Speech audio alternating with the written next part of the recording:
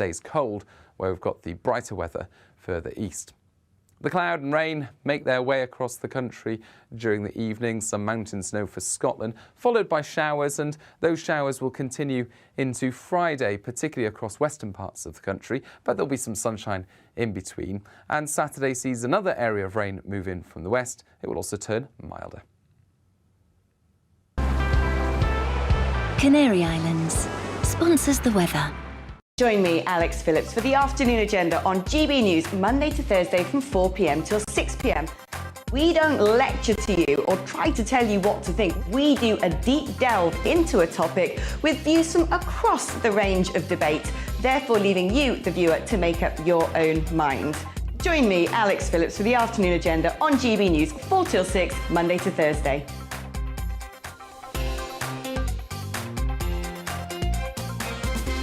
You're watching GB News live across the UK and the world on our digital stream. GB News is Britain's news channel. We are the UK's home of discussion and debate from all perspectives. We are here for you. Don't forget to join our YouTube community by clicking on that subscribe button.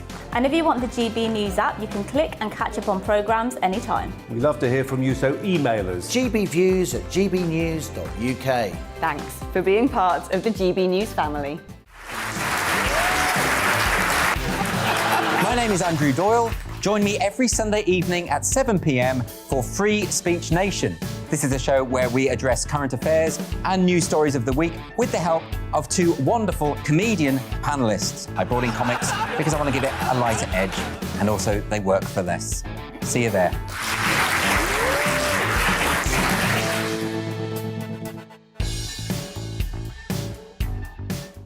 Join my show Farage, 7 p.m. till 8 p.m. Monday through Thursday, and there you will get opinion, analysis, debate, and I'll cover stories that nobody else dares to touch. And then for the last 15 minutes, talking pints. We're over a drink. We have a civilised conversation with someone. We very often disagree, but we do it in a grown-up way. Come and join me on Farage.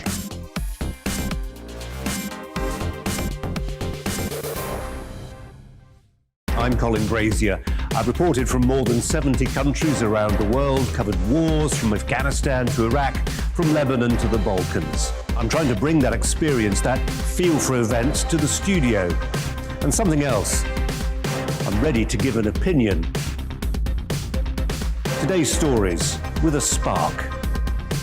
Brazier from 8 p.m. weekdays on GB News.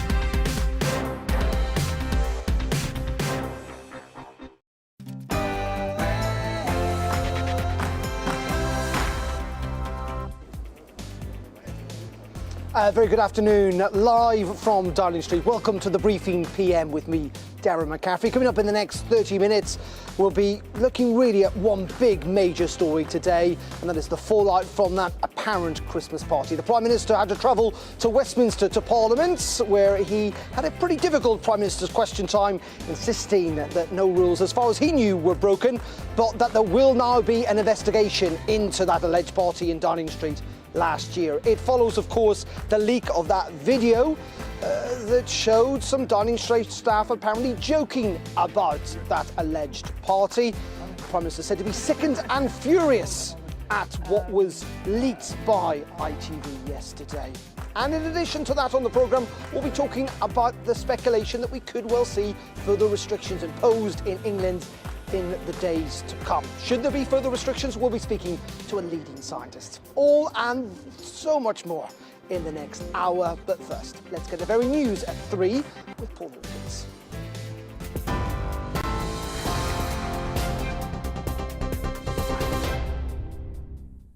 Thanks, Darren. And that is our top story at 3. Boris Johnson ordering that investigation into an alleged Downing Street Christmas party after a heated Prime Minister's questions. Follows a video leaked to ITV News showing the PM's former press secretary, Allegra Stratton, answering questions during a mock briefing 4 days after the alleged party happened, while the country was under lockdown restrictions. The PM apologised for any offence caused by the clip. I can understand how infuriating it must be to think that the people who have been setting the rules have not been following the rules, Mr. Speaker, because I was also furious to see that clip. I've asked the Cabinet Secretary to establish all the facts and to report back as soon as possible. Well, the Labour leader, Sir Keir Starmer, has accused the government of lying. They knew there was a party.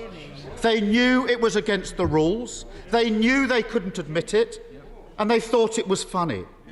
It's obvious what happened. The Prime Minister has been caught red-handed.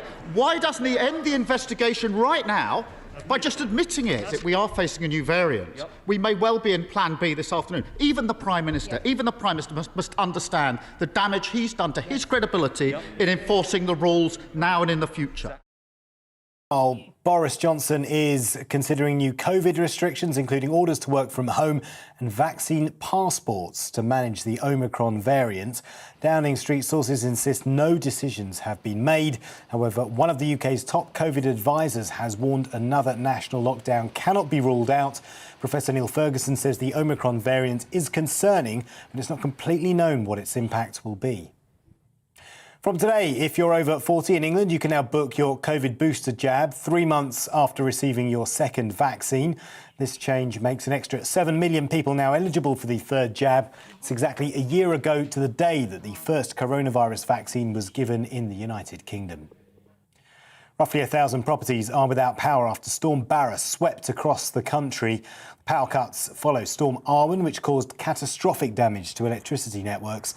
Flood warnings have also been issued across the UK, and a yellow weather warning for wind is in place across the west coast of Wales and southwest England until 6 p.m. Boris Johnson says there will effectively be a diplomatic boycott of the Winter Olympics in Beijing, as UK ministers will not be attending. This follows Australia's decision to join the US in a diplomatic boycott of next year's Olympics over human rights concerns. Australia's Prime Minister Scott Morrison says it is the right thing to do. Despite the move, Australian and UK athletes will still be able to compete at the Games. The Mercedes Formula One team has ended its sponsorship deal with the insulation company Kingspan following a backlash over its links to Grenfell Tower. Kingspan made some of the insulation at Grenfell, but says it wasn't involved in the design of the cladding system. 72 people were killed in a fire at the tower block in 2017. The UK and other Western countries say they will work together to encourage Russia to back down over what they are calling threatening behaviour towards Ukraine. Their talks follow a meeting between President Joe Biden and his Russian counterpart Vladimir Putin, in which the US warned of severe sanctions if Russia invades Ukraine. An estimated 100,000 Russian troops are now gathered on the Ukrainian border. You're up to date with the latest headlines. We'll have more on all those stories for you in 25 minutes.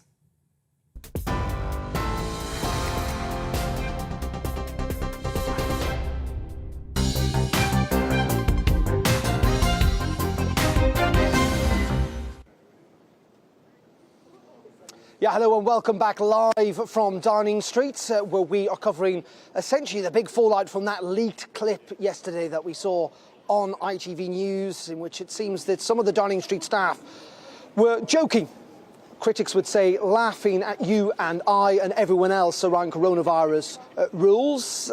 It has led to a very, very difficult morning for the Prime Minister in regards to all of that, and it led to an open goal for Keir Starmer in attacking the Prime Minister, arguing yet again he would say that it was one rule for them and one rule for the rest of us. Well, we're going to be live in Downing Street for the next hour, gauging political reaction to this. We'll also, though, be discussing other big stories, not least of all that England looks like it could be seeing further restrictions within days, about the talk of the introduction of vaccine passports and also the introduction of a work-from-home rule again. And we'll be looking ahead also to the French general election as political campaigning heats up there. So that and much more live over the next hour, as always on any of those stories, but probably particularly on the Downing Street party, the alleged Downing Street party.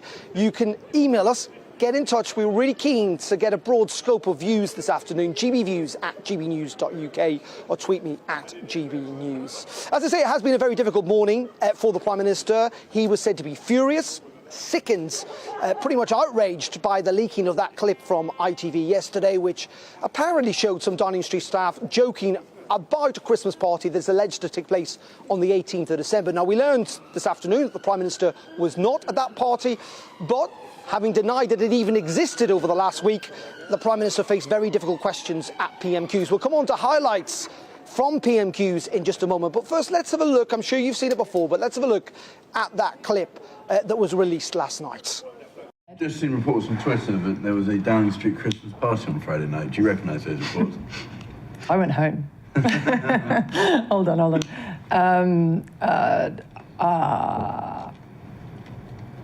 Would the Prime Minister condone having a Christmas party? What's the answer? I don't know. It wasn't a party, it was cheese and wine. Just be clear, it's not. Is cheese and wine all right? No. It was a business meeting. I'm joking. This is recorded. This fictional party was a business meeting. And it was not socially distanced. Now, in response to all of this, the Prime Minister has been forced to ask Simon Case, who is the Cabinet Secretary, to launch an investigation into all of this. Though, as always with these stories, it's actually raised more questions than answers in some regards, with Downing Street's spokespersons this afternoon unable to say whether the Cabinet Secretary was even in attendance at that party. How independent could that investigation potentially be? In addition to all of that, Boris Johnson said he will hand over any details to the Metropolitan Police, who will now investigate whether any laws were broken in here in December of last year. And there are further allegations about more parties that may well have taken place in Downing Street in December and November last year, when rules were in place that essentially meant they were not allowed. Suggestions even that the Prime Minister may have attended one or two of those, something again Downing Street are unwilling to be drawn on. So you can imagine, with all that speculation, with all those questions, that Boris Johnson probably wasn't looking forward much to going to PMQs today, but he went there and faced a pretty strong battering, it must be said, from the Leader of the Opposition, Keir Starmer, who repeatedly asked him about what he knew, when he knew it, and why, frankly, Keir Starmer argued he hadn't been more honest with the British public over the last week. Let's have a look. Mr. Speaker, may I begin by saying that I understand and share the anger up and down the country at seeing Number 10 staff seeming to make light of lockdown measures. And I can understand how infuriating it must be to think that the people who have been setting the rules have not been following the rules, Mr. Speaker, because I was also furious to see that clip. And, Mr. Speaker, I apologise unreservedly for the offence that it has caused up and down the country, and I apologise for the impression that it gives. But I repeat, Mr. Speaker, that I have been repeatedly assured since these allegations emerged that there was no party and that no COVID rules were broken, and that is what I have been repeatedly assured. But I have asked the Cabinet Secretary to establish all the facts and to report back as soon as possible.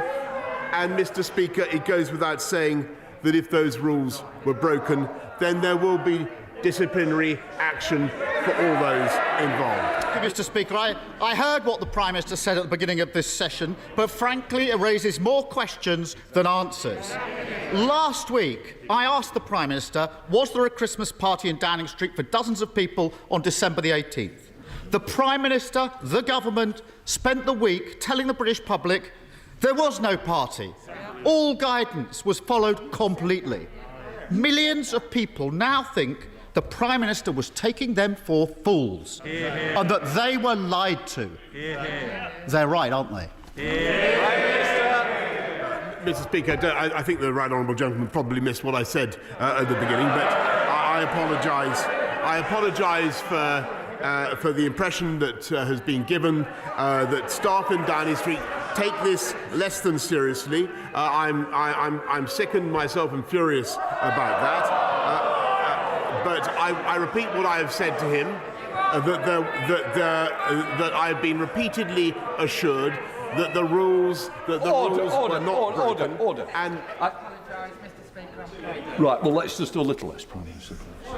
It's important. asked the Cabinet Secretary to investigate exactly what happened, and I repeat that there will be consequences for those involved if those rules were broken, Mr. Speaker. Keir Starmer. An internal investigation into what happened. The situation is as clear as day. I thought last week was, Mr. Speaker, I thought last week was bad enough. Surely the Prime Minister isn't now going to start pretending that the first he knew about this was last night. Surely. We've all watched the video of the Prime Minister's staff, including his personal spokesperson. They knew there was a party. They knew it was against the rules. They knew they couldn't admit it, and they thought it was funny. It's obvious what happened. Anton Decker ahead of the Prime Minister on this.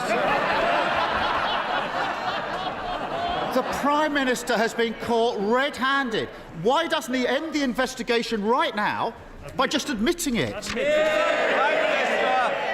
Because, Mr. Speaker, I've been repeatedly assured that no rules were broken, Mr. Speaker, and they may not.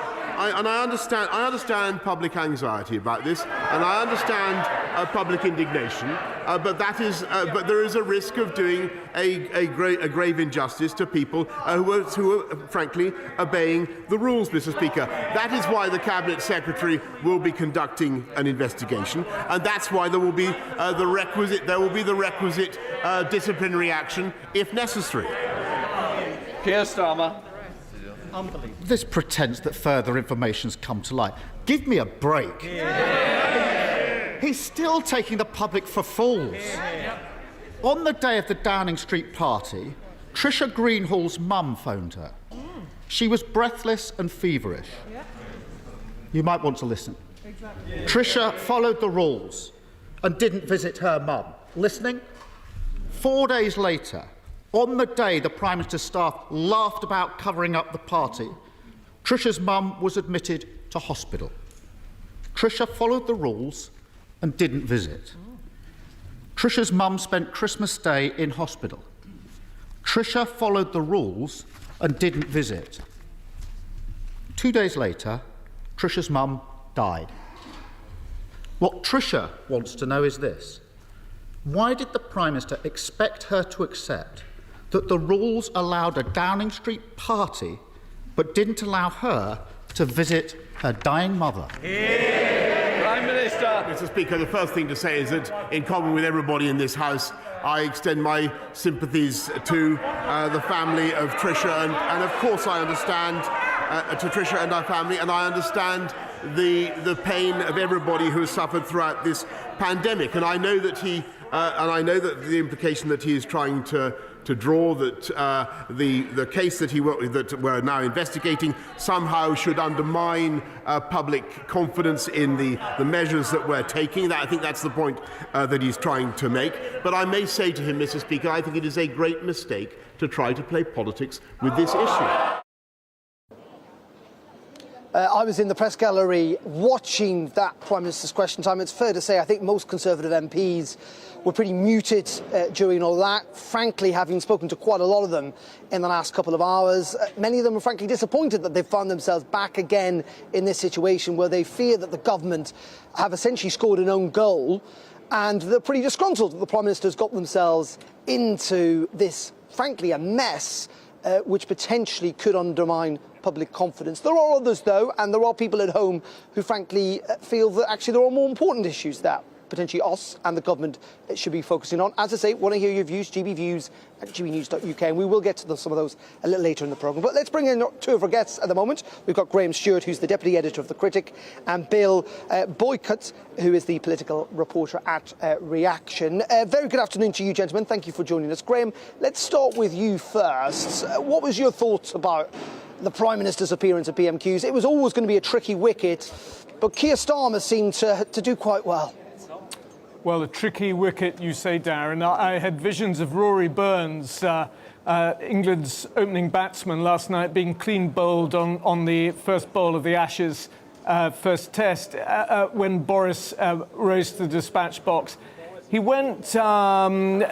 He covered his wicket sufficiently by announcing this investigation, but really, I mean, it was to mix the sporting metaphor, an open goal for Keir Starmer. And he couldn't fail to score. He scored very effectively. One of the things I think Keir Starmer did really well was that he resisted the temptation to be the prosecuting lawyer, which is, given his previous profession, a style he's used to, and really went for the popular touch. You're treating us like fools, Ant and Dec are ahead of you, really pouring scorn on the Prime Minister and the apparent incompetence that has been involved. Really, the Prime Minister's best line of defence was that he'd been repeatedly assured that this party hasn't taken place, which therefore opens the question, has he been the fool? Has he allowed Downing Street staffers to run rings around him? An unwinnable wicket, really, for Boris Johnson to defend. Getting the Cabinet Secretary to start the investigation at least is something. What did you make of it, Bill? In many regards, the Prime Minister, of course, also accused Keir Starmer of playing politics with all of this, and potentially, he argued, undermining public confidence in future regulations. The whole line about playing with politics, actually, from Boris Johnson, I thought was very odd in the sense that I think, I agree with Graham in the sense that today was more damage limitation for Boris Johnson in trying to evade as much criticism as possible over the ITV video and this potential or alleged illicit party. But to then do this line about playing politics or accusing Labour and then later Ian Black for the SNP of playing politics so that the government can focus on the Omicron variant, I just find a bit two-faced, given that the fact that obviously this morning there was no government minister on the morning round who would often be there directly to talk about the Plan B measures, 1 year on since the first jab as well, the booster programme.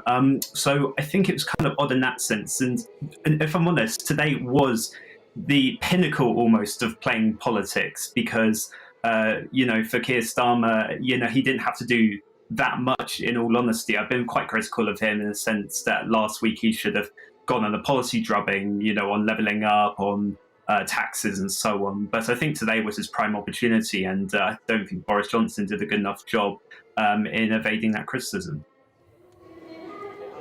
Yeah, in many regards, of course, this was meant to be the Conservative Party's crime week, focusing on crime, which has been slightly blown off at the front pages of the papers, it must be said. Graham, where do you feel the opinion is, not necessarily with the public, we'll come on to that in a second, but within the Conservative Party itself? A lot of Conservative MPs pretty open today about their anger. At the very least, the Downing Street don't seem to have been very open in the last week about what may or may not have gone on here in Downing Street.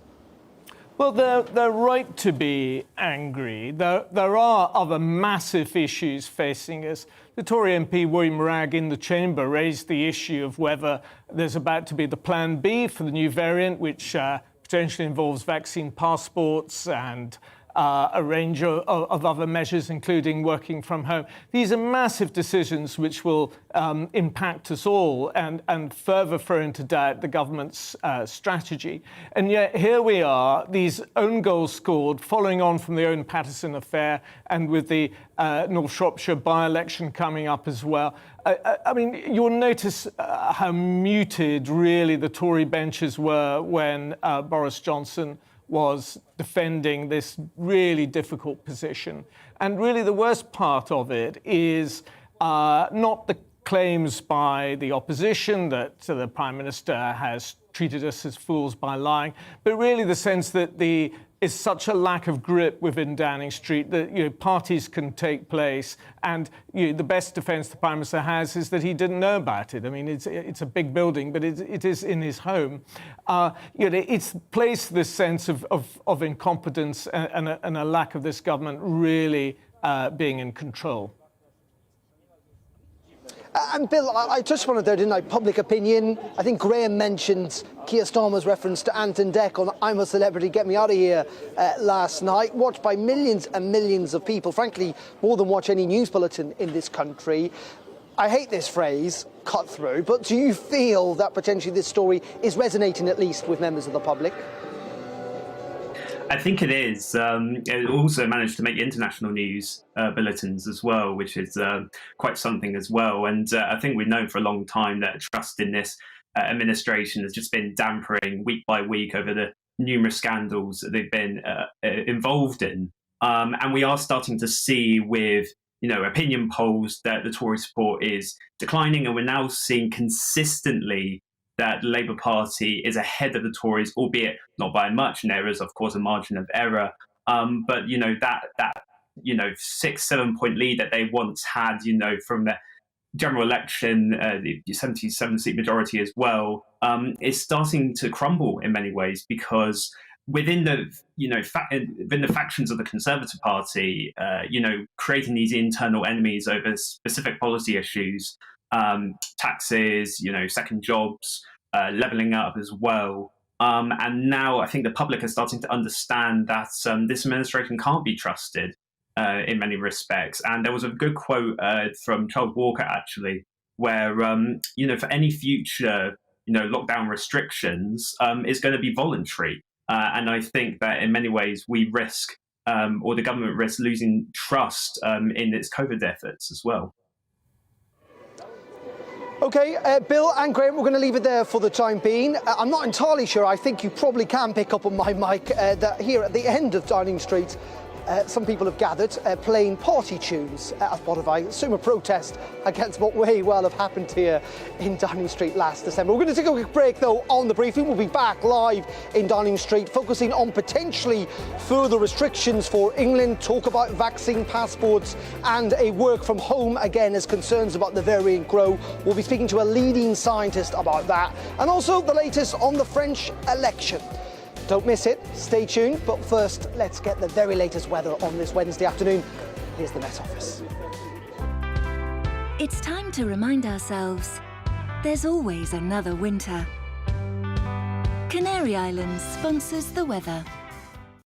Hello again. Storm BARRA is now filling, it's moving away, so the wind will ease through the rest of today, albeit relatively slowly, and there'll be further showers for a time overnight, but clearer spells emerging later as Storm BARRA moves off the scene. Here it is, still a fairly deep area of low pressure, still bringing strong winds to the north and the west in particular, and still gusts of 50, 60 mile per hour across West Wales into the southwest for a time. Eventually, those winds will come down through the evening, but further showers are expected, primarily across parts of Wales, northwest England, West Scotland and northeast Scotland. In between, turning drier with clearer spells emerging. Northeast England, as well as central and eastern Scotland seeing the best of these, and in some sheltered spots, a touch of frost to begin things on Thursday. Where we'll get the frost, of course, it'll be bright skies, but an area of cloud, the last remnants of BARRA, will be moving east through the day. 1 or 2 showers associated with that, but by lunchtime, actually, much brighter skies for eastern areas, whilst further west, it turns cloudier once again, with outbreaks of rain moving in as the next weather front pushes through. That contains milder air, so 12 Celsius in the southwest, whilst it stays on the cold side further east. And all of us will see a spell of rain as that moves across the country later Thursday, before eventually, by around midnight or the early hours of Friday, it does clear into the North Sea. It's followed by showers in the west, clear spells elsewhere, a keen breeze, so most places will see a chilly but generally frost-free start, I think, on Friday. Best of any sunshine on Friday across central and eastern parts of the UK. Thicker cloud elsewhere and frequent showers pushing into the west first thing, with hail and thunder in places, snow over the mountains of Scotland and northern England. And then on Saturday, a chilly start to the day before rain arrives later, much milder in the south by Sunday. Canary Islands sponsors the weather. Join me, Gloria De Piero, Monday to Thursday at noon for The Briefing. We go to the parts of Parliament that you won't see elsewhere. Plus, there's exclusive interviews with MPs from all parties. But quite often, they paper over the real truth. Why does a working class lad like you join the Tories? That's a good question. Don't miss it, Monday to Thursdays at noon on GB News. You're watching GB News live across the UK and the world on our digital stream. GB News is Britain's news channel. We are the UK's home of discussion and debate from all perspectives. We are here for you. Don't forget to join our YouTube community by clicking on that subscribe button. And if you want the GB News app, you can click and catch up on programmes anytime. We love to hear from you, so email us. gbviews@gbnews.uk. Thanks for being part of the GB News family. My name is Andrew Doyle. Join me every Sunday evening at 7 p.m. for Free Speech Nation. This is a show where we address current affairs and news stories of the week with the help of two wonderful comedian panellists. I brought in comics because I want to give it a lighter edge, and also they work for less. See you there.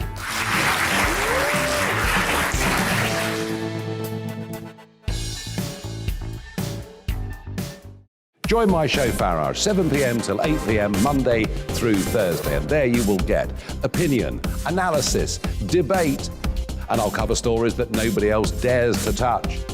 And then for the last 15 minutes, talking pints. We're over a drink. We have a civilised conversation with someone. We very often disagree, but we do it in a grown-up way. Come and join me on Farage.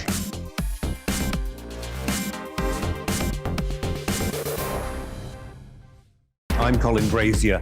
I've reported from more than 70 countries around the world, covered wars from Afghanistan to Iraq, from Lebanon to the Balkans. I'm trying to bring that experience, that feel for events, to the studio.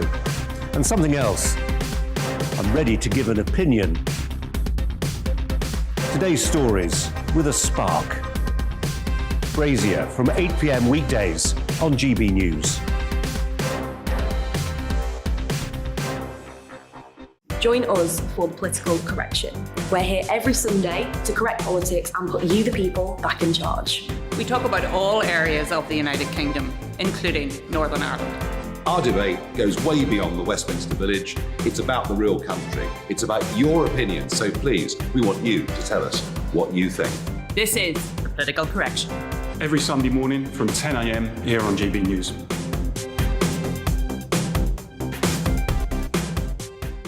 You're watching GB News live across the UK, the world, and our digital stream. GB News is Britain's news channel. We are the UK's home of discussion and debate from all perspectives. We're here for you. Don't forget to join our community by hitting the subscribe button. And download the GB News app so you can click and catch up on programmes anytime. We love to hear from you. Email us at gbviews@gbnews.uk. Thanks for being part of the GB News family.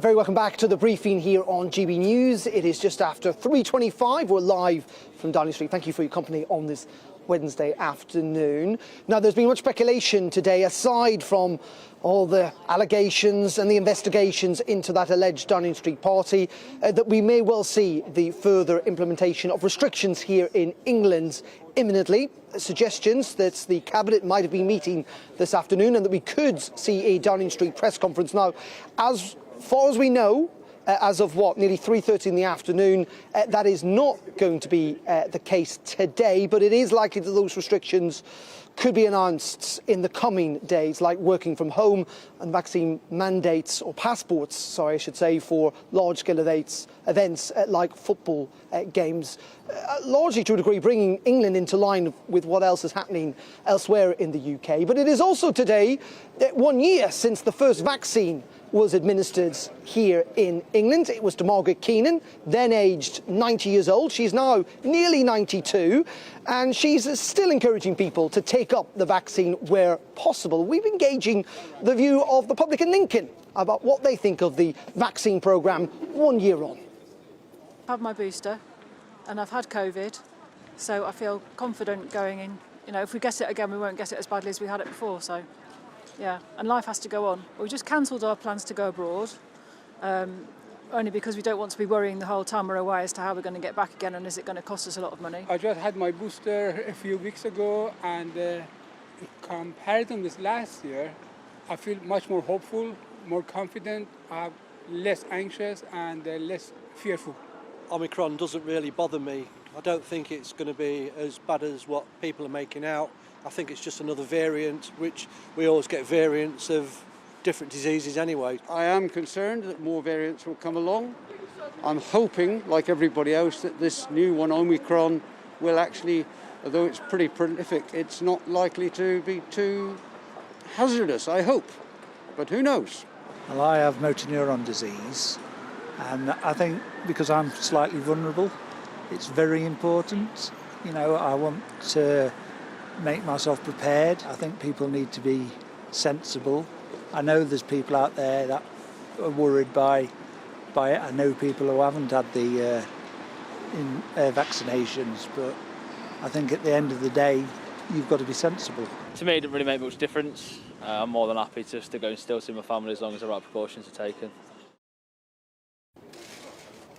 Well, as I say, move forwards a year from that first vaccine administration here in England, and it looks like we could be facing further restrictions. It comes after concern about the variant continues. The number of Omicron cases now in the UK has risen to 131 within the last hour, taking it to a total of 568 across the UK.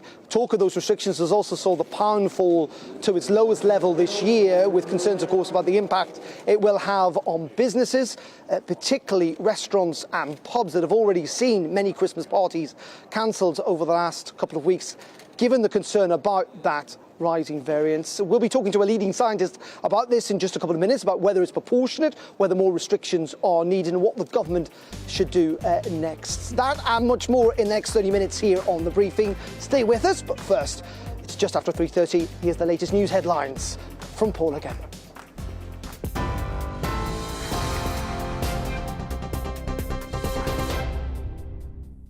Thanks, Darren. Our top story, Boris Johnson then has ordered an investigation into an alleged Downing Street Christmas party after a video emerged of the PM's former press secretary laughing about it last year. The video leaked to ITV News shows Allegra, Stratton answering questions during a mock briefing 4 days after the alleged event while the country was under lockdown restrictions.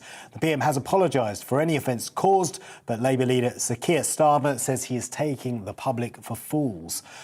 Meanwhile, Cabinet Ministers are meeting in Number 10 to discuss COVID restrictions. Boris Johnson believed to be considering orders to work from home and vaccine passports to manage the spread of the Omicron variant.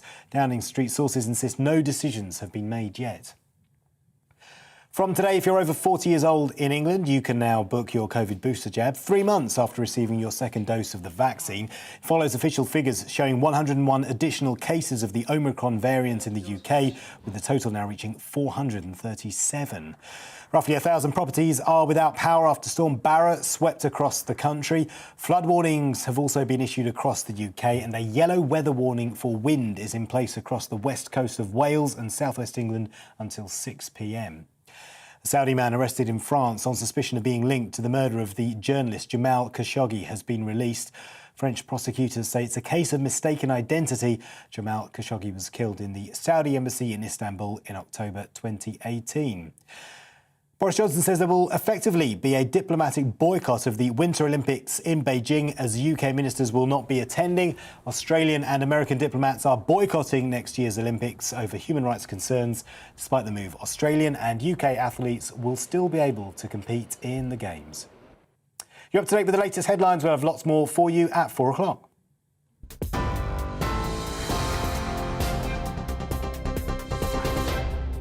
You're watching GB News live across the UK and the world on our digital stream. GB News is Britain's news channel. We are the UK's home of discussion and debate from all perspectives. We are here for you. Don't forget to join our YouTube community by clicking on that subscribe button.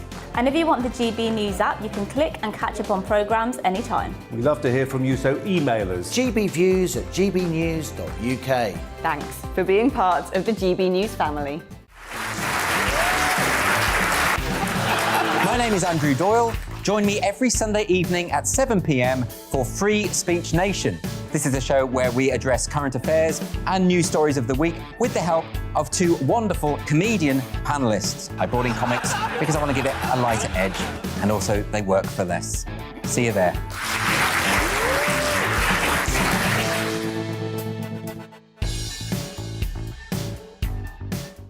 Join my show Farage, 7 p.m. till 8 p.m. Monday through Thursday, and there you will get opinion, analysis, debate, and I'll cover stories that nobody else dares to touch. And then for the last 15 minutes, talking pints. We're over a drink. We have a civilised conversation with someone. We very often disagree, but we do it in a grown-up way. Come and join me on Farage.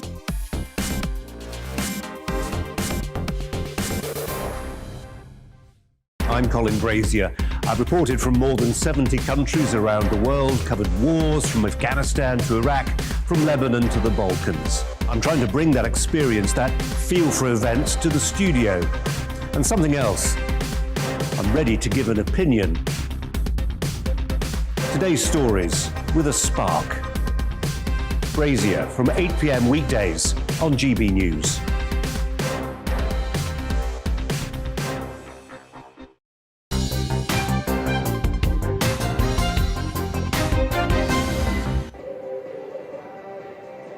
Very good afternoon. Welcome back live here to Downing Street. It seems at least some people are having a party, though it is at the other end of the gate. You can probably pick up that they're playing party music, I think, in protest about what has allegedly happened over the last couple of weeks in terms of the government suggesting that a party wasn't held in Downing Street last December and no rules were broken. That is now being investigated, of course, by the Cabinet Secretary. But this comes at a time, quite a serious time, in which the government are actually having to really think about reimposing restrictions in the lead up to Christmas. Let's go back to our two commentators joining us this afternoon. That is Graham Stewart, who's the Deputy Editor of The Critic, and Bill Boycott, who is the political reporter at Reaction. Very good afternoon again, gentlemen. Thank you for joining us. Just in terms of these potential extra restrictions that we could see imposed, a new poll out today, Graham, suggesting that 1 in 3 are less likely to follow those restrictions given what's happened over recent days. That must be pretty concerning for the government.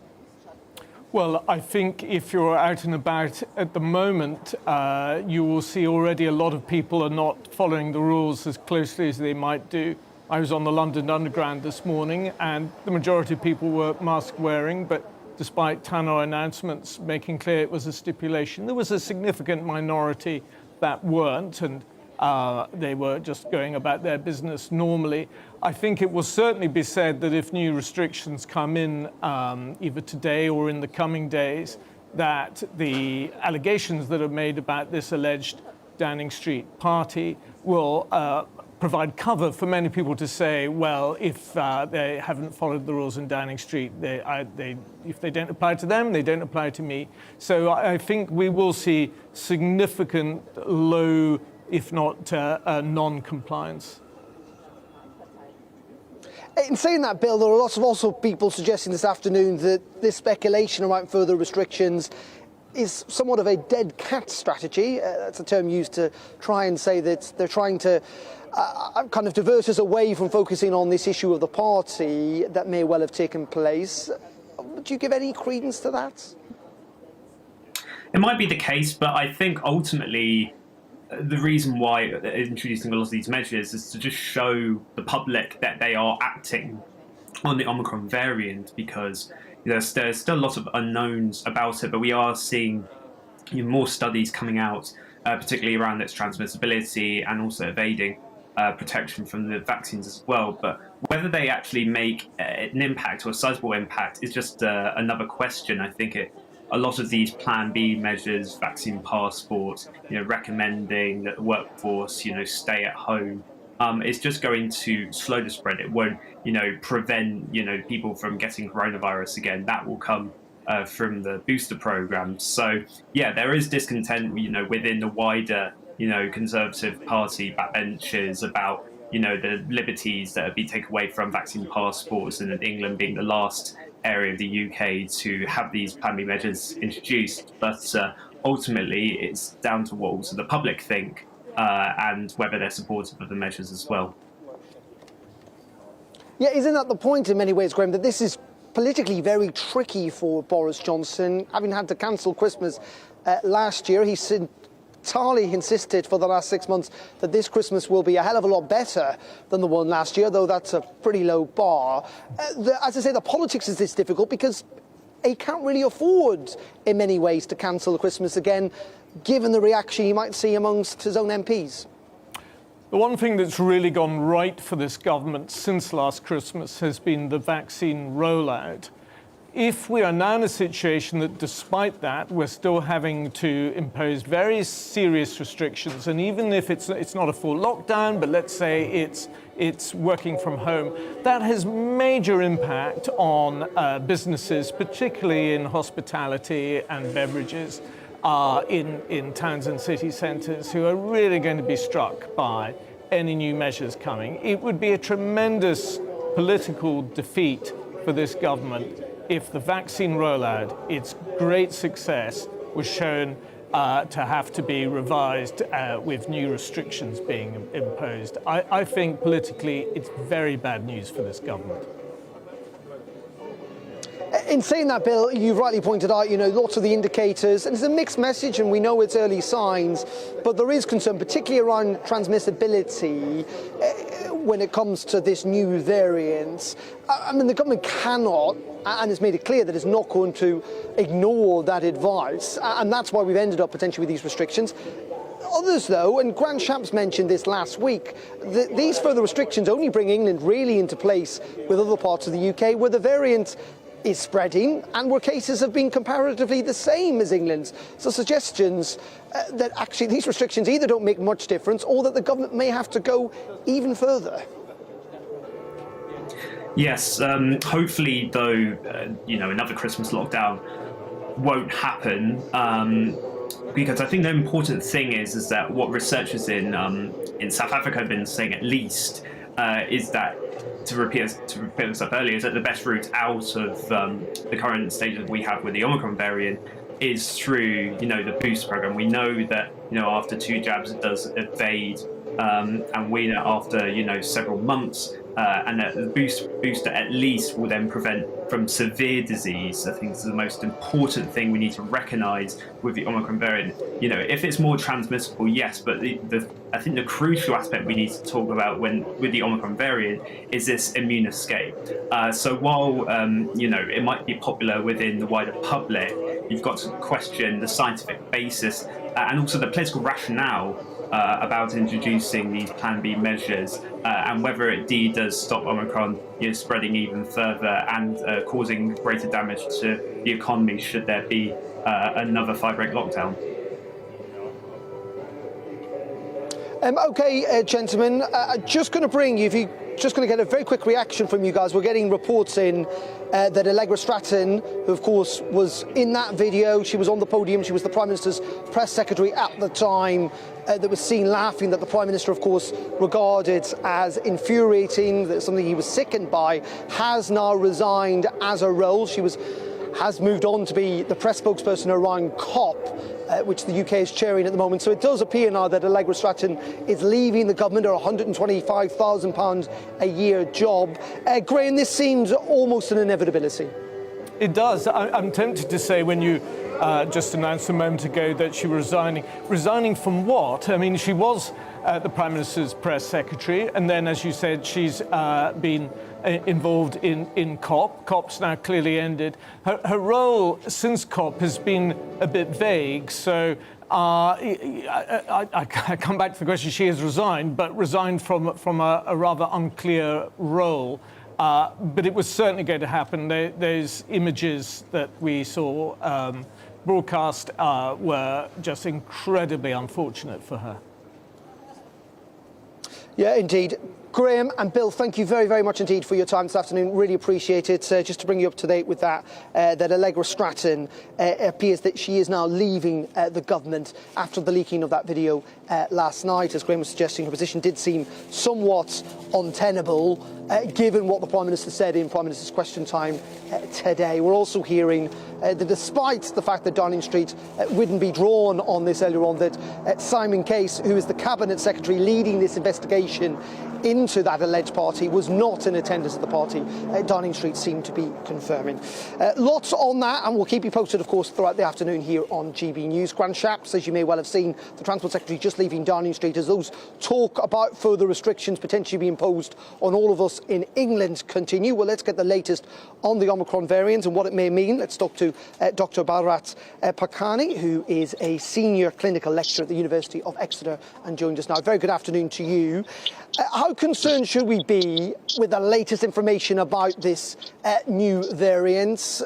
It's early days still, but there are concerns, particularly around transmissibility. Is that right? That's right. So we do know that this variant, Omicron, does transmit more easily than Delta, looking at the data from Southern Africa.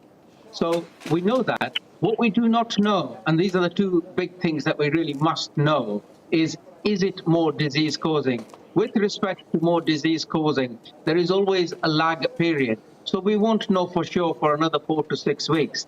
And then the other big deal is it vaccine bypassing? And if it is, I'm very, very sure that it won't be absolutely vaccine bypassing. It will be marginally. I want to know what the margin is. Yeah, indeed. Well, we heard, didn't we, from the Pfizer, or I'm afraid we have lost Dr.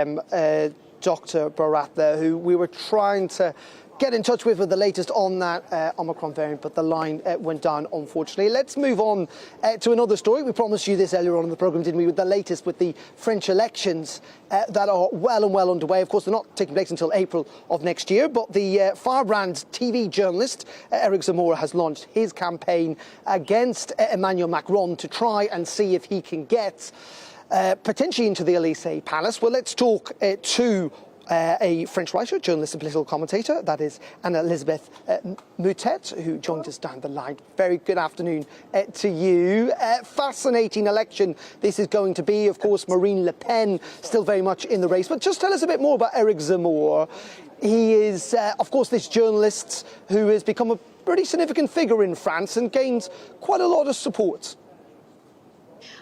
Eric Zemmour has a talk show on television. He's written 18 books, and the overall sales are above 3 million copies in the past 15 years. He is a pessimist who believes that France is in decline and this must be reversed. He doesn't like immigration. He feels that too many immigrants fracture the structure of society, and he has finally thrown his hat in the ring after having, for the past 3 months, a book tour for his latest book that looked very much like campaigning in the provinces. And he announced his candidacy last week, and he had a big rally in Paris this Sunday. I was there, and I must say that it was not exactly what was shown on TV. What was shown on TV were scuffles between a few leftists who'd come to shout anti-racist slogans and a dozen people from the audience. It looked violent, but there was nothing else in the rest of the hall. What you had in the hall, it was something that was surprisingly professional, and he gave an hour and 13 minutes address, which was very well written and much better than what we'd seen recently. He's sort of transmogrifying himself away from a television journalist and into a politician. And he needs to, because after a meteoric rise from the summer until the end of November, in which he rose in voting intentions from 3% to 18%. He's now lost several points in the polls. Marine Le Pen is edging back in again. And then you have the sudden surge of the Républicain candidate after the primary. So we thought we would have an extremely boring election with the same run as 5 years ago with Macron against Marine Le Pen. And now we have a very open field with sort of sharply defined candidates who probably will end up being interesting. In saying that, he is a pretty controversial figure to a large degree. Many view him as further to the right than Marine Le Pen. What's your judgment on that, whether that is the case or not? And ultimately, in the end, isn't it possible that actually that vote on the far right will be split?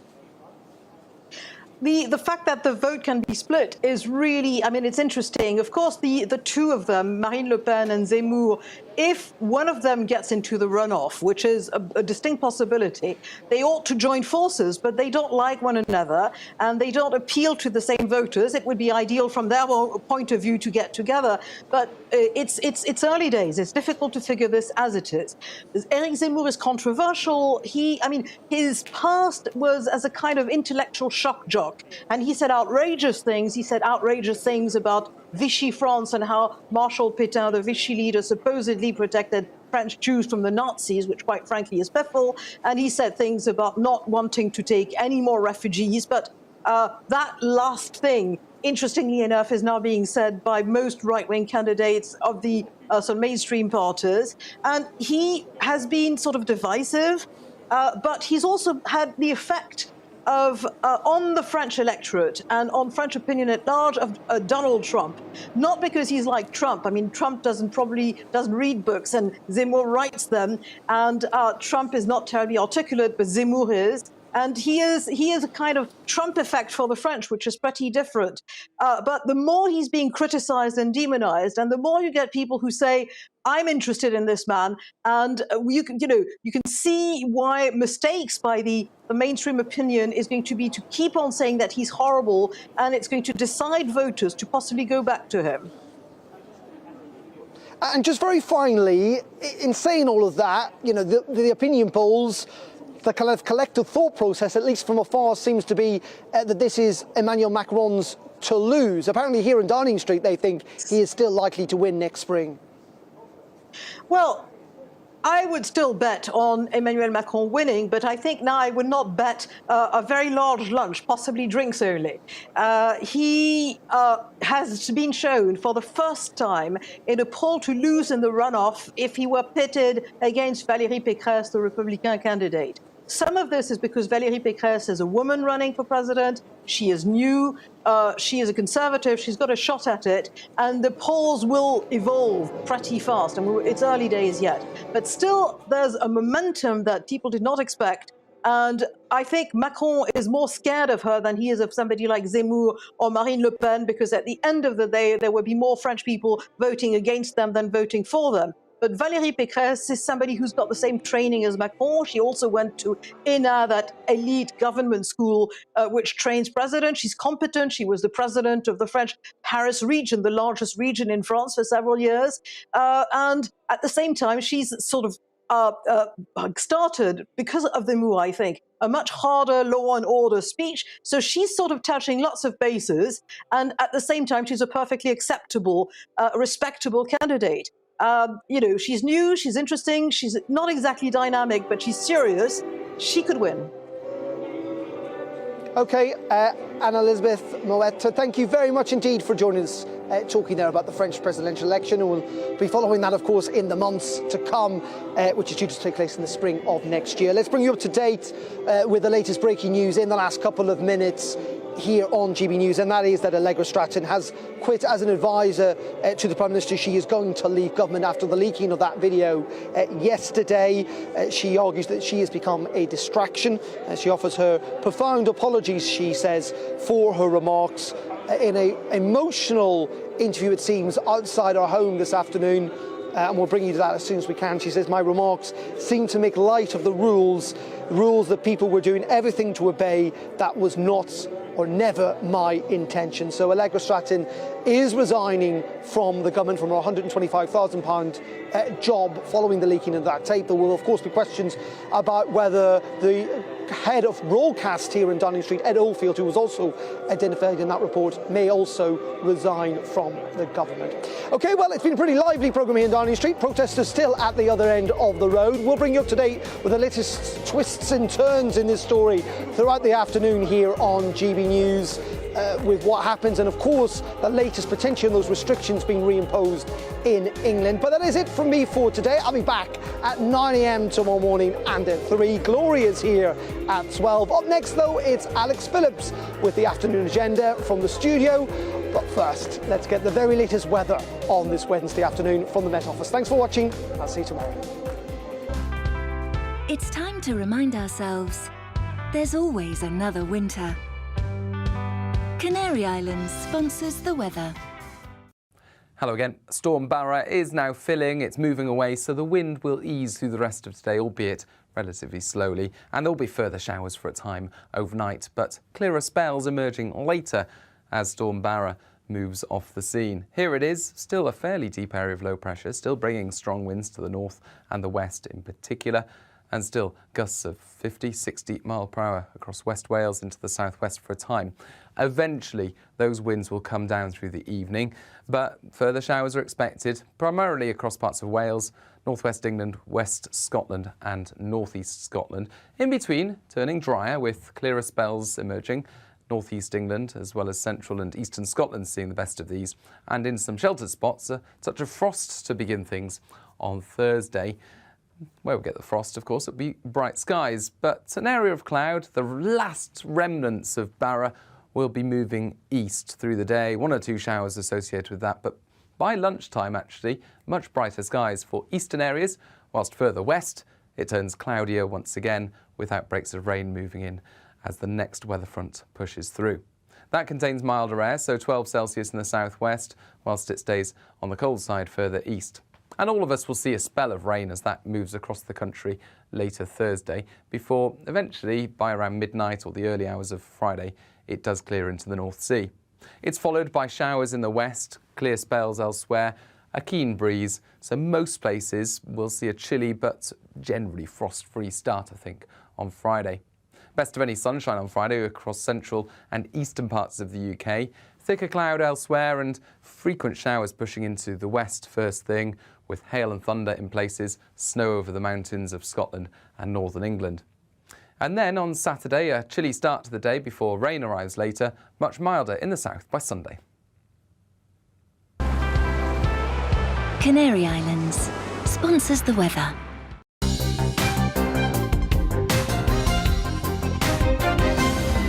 You're watching GB News live across the UK and the world on our digital stream. GB News is Britain's news channel. We are the UK's home of discussion and debate from all perspectives. We are here for you. Don't forget to join our YouTube community by clicking on that subscribe button. And if you want the GB News app, you can click and catch up on programmes anytime. We love to hear from you, so email us. gbviews@gbnews.uk. Thanks for being part of the GB News family. My name is Andrew Doyle. Join me every Sunday evening at 7 p.m. for Free Speech Nation. This is a show where we address current affairs and news stories of the week with